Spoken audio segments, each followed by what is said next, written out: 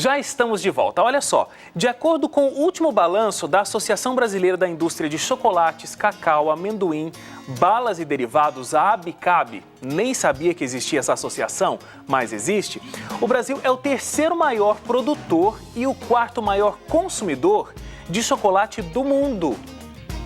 Vocês ouviram isso? Olha só o Brasil como tá. É o terceiro maior produtor e o quarto maior consumidor de chocolate do mundo. E teve a sua produção no primeiro semestre de 2012 de mais de 220 mil toneladas de chocolate. Isso é 4,2% maior se comparado com o mesmo período de 2011. Ou seja, comemos bastante chocolate, né? E eu tô recebendo aqui a nutricionista Milene Lanes. Tudo bem, Milene? Tudo bem. Muito obrigado pela sua presença. Eu que agradeço. Espero que você não passe a ser odiada aí por falar do chocolate. Mas não tô falando que você vai falar mal do chocolate, vamos descobrir. E a gente resolveu fazer esse programa falando sobre esse assunto porque o chocolate ficou na mídia, né? Vocês viram a capa da Veja, gente? Deixa eu mostrar. Posso mostrar na 2? Na 3 é melhor? A capa da Veja diz o seguinte, ó. Chocolate pode comer sem culpa.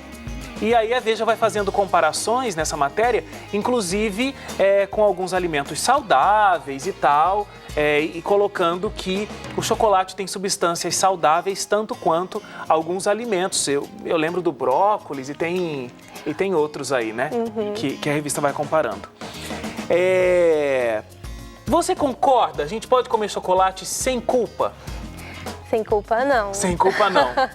A gente que trabalha com promoção da saúde, quando a gente menciona de promover saúde a nível populacional, a gente tem que entender que a gente tem que detectar aquilo que é comum na população. Então, você mesmo mencionou, o chocolate é amplamente consumido, mas a gente tem que ver aquilo que realmente pode ser um hábito e que é plausível de ser mantido. Agora, Milene, essa história de chocolate faz bem para a saúde, essa não é a primeira matéria. Já vi várias matérias falando sobre isso.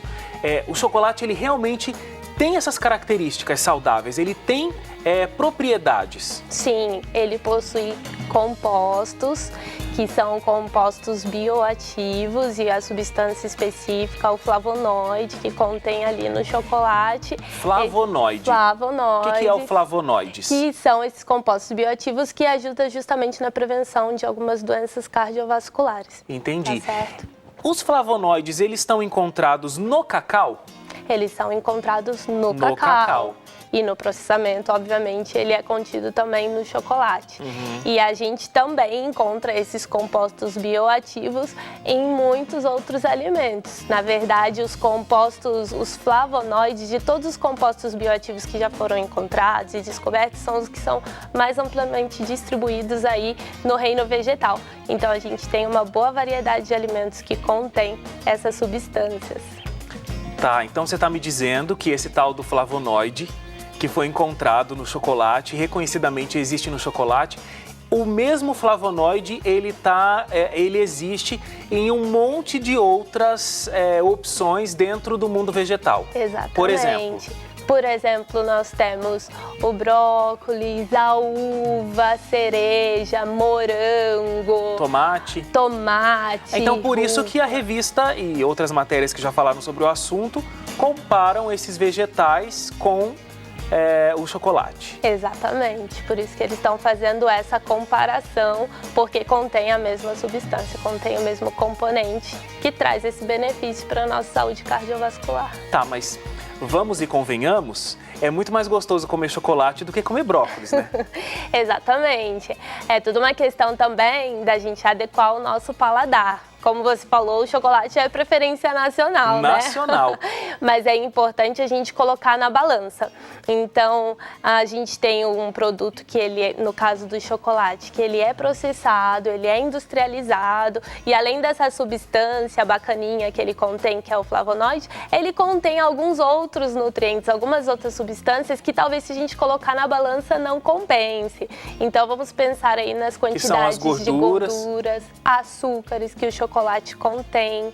Então, a gente vê que esse benefício benefício dos flavonoides já não estão tão presentes no chocolate ao leite, não tem no chocolate branco, porque quanto mais processado e mais ingredientes adicionados, a gente vai perdendo essa característica, a gente vai perdendo esse benefício. Então esses flavonoides, que é essa substância boa do chocolate, a gente pode encontrar nesse tipo de chocolate que é o meio amargo, que a gente encontra hoje, aquele 70% cacau. Exatamente, 50%, 70%, né? Quanto maior aí o teor de cacau, mais concentrada está essa substância. Porém, não são os tipos de chocolate que estão mais disponíveis, né, para a população, que são mais consumidos. A gente não encontrou essa pesquisa, mas se a gente fizesse uma pesquisa de qual tipo de chocolate é o mais consumido, jamais é esse 70% cacau, 50% cacau. São poucas as pessoas que gostam, justamente porque ele é mais amarguinho, né? Exatamente, não é uma preferência e também não é tão acessível para a população, né, quanto eu estava conversando hoje com um amigo, você vai no mercado de esquina, você encontra esse de 70%, de 50%, eles são mais caros. Não, é isso que eu ia falar. Além da questão preço, não são todas as marcas, justamente por isso. São chocolates finos que têm 70% cacau, 50% cacau. Aquele chocolate que você paga, sei lá, R$30 numa barra, né? Exatamente, então já não é algo tão acessível. Então, igual quando a gente estava falando de recomendações populacionais, você vai recomendar algo que não é acessível, que é caro e que de quebra ainda traz aí algumas substâncias que podem trazer alguns malefícios, como excesso de peso, diabetes e alguns outros problemas que talvez não compense aí o benefício cardiovascular que está em questão, né? Viu, gente? Você que passou por uma banca e ficou feliz da vida, hoje nós estamos desconstruindo essa imagem, porque realmente o chocolate tem essas propriedades, principalmente esse 50% cacau, 70% cacau, mas o chocolate ao leite já não tem as mesmas quantidades dessa substância, até tem, mas em menor grau. Concentração menor. E o chocolate branco, então, não tem nada, né? Porque no chocolate branco não tem cacau. Não, ele é feito só da puro açúcar, gordura, né? Da manteiga, do cacau, não é da sementinha ali que contém a substância. Agora, me fala uma coisa, essa história é muito parecida com a história do vinho. Sim. Né? Que existe a substância no vinho, como é o nome da substância? Resveratrol. Resveratrol. Que também é um flavonoide. Todo mundo na minha família. É uma família muito grande, essa família dos flavonoides. E essa família é terrível, porque ela vai se infiltrando em umas coisas e aí depois fica parecendo que é saudável. Porque a gente toma o vinho e beleza, a gente tem essa substância sendo boa para o coração. Agora, os prejuízos que o álcool vai causar para o nosso organismo... Também é a mesma história, não compensa, a mesma história de chocolate, não compensa, até porque existe a história da moderação. Quando existe alguma recomendação nesse sentido, então o chocolate, que o recomendado é 1 ou 2 bombonzinhos por semana, o vinho, que é 1 taça. E aí, quando a gente vai conversar com a população, a gente vê que essa não é a realidade. Então, quando se consome vinho, não é só 1 taça. Quando se consome chocolate, não é só um quadradinho. Então, o problema também está nesse controle até da pessoa, da população em geral, em conseguir medir as quantidades. Isso que a Milene está falando é super importante. A gente sempre trata de saúde aqui no seu programa. Existe um programa na grade aqui da emissora só para falar sobre saúde e muitas vezes existem essas recomendações que vêm via pesquisa e coisas do tipo. Então, por exemplo, 1 taça por semana é a recomendação. 2 bombonzinhos por semana é a recomendação. No caso do vinho, existem várias pesquisas dizendo que a partir do momento que se experimenta 1 taça, você já pode estar desenvolvendo o vício. Exatamente. Então, obviamente, que você não vai ficar numa taça, você só tende a crescer e pode chegar a um estado de alcoolismo. Exato. E uma coisa que eu acho importante deixar bem claro, às vezes a gente pega uma publicação científica, né, e faz toda uma novela em cima dessa publicação. Exatamente. Mas os cientistas, eles são bem categóricos em afirmar que é necessário muita cautela, que esses resultados precisam de mais análises e de novos estudos para continuar entendendo todo esse processo, porque a maioria dos cientistas que publicaram sobre chocolate, eles dizem o efeito provável é a substância, o flavonoide que está contido, mas a gente ainda precisa entender os mecanismos pelos quais isso atua, a gente precisa entender quais são as quantidades que realmente são recomendáveis e a gente precisa advertir que apesar de ter essa substância, tem açúcar, tem gordura e a gente tem que ter cuidado. Então aí a mídia pega um aspecto da pesquisa científica e faz todo um burburinho em cima da questão, né? Exatamente. E até faz algumas comparações que são um pouco indevidas, né? Então é importante a gente ressaltar que existem outros alimentos que sim, contêm essas substâncias. E esses sim a gente pode consumir sem culpa, né?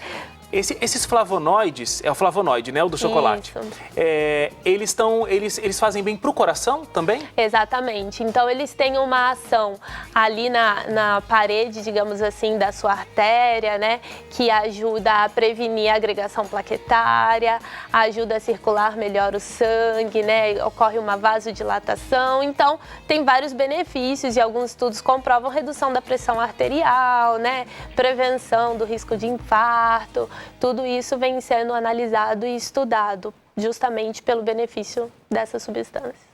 Ó, gente, não sai daí, a gente vai fazer uma paradinha pro intervalo, mas é rapidinho, eu já volto aqui. A gente tem mais um bloco conversando com a Milene, que é nutricionista, e a gente vai falar sobre essas questões com relação ao chocolate. Tem uma outra questão muito importante, por que é que a mulherada precisa tanto de um chocolate nesse período da TPM? Vamos entender por quê, vamos entender se existe uma alternativa para isso, e não são só as mulheres. Os homens aí vão me entender, quem nunca falou assim, nossa, hoje eu tô precisando de um pedacinho de chocolate. Por que isso acontece? Como a gente pode reverter essa situação? E muito mais. Inclusive os prejuízos desse excesso de gordura e açúcar que está presente no chocolate na nossa dieta cotidiana. Então não sai daí, seu programa vai para o intervalo, é rapidinho, a gente volta já.